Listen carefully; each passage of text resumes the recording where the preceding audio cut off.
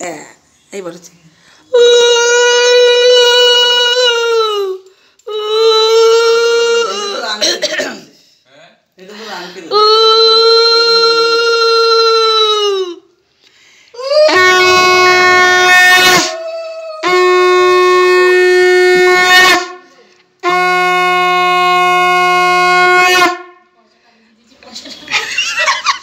পয়সাটা আমার হাতে ফেরত দিয়ে আমার দিয়ে দিই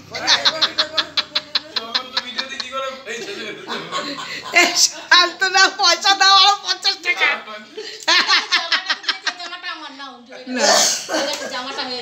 না না এবার বন্ধ করো কিভাবে করছো কি অবস্থা কি অবস্থা তুমি আমি বললাম চালায়া দাও তো তুমি দা চালা আমাদের খা শুরু কর খাওয়া শুরু কর গরম লাগছে না আমার দেরি হয়ে গেছে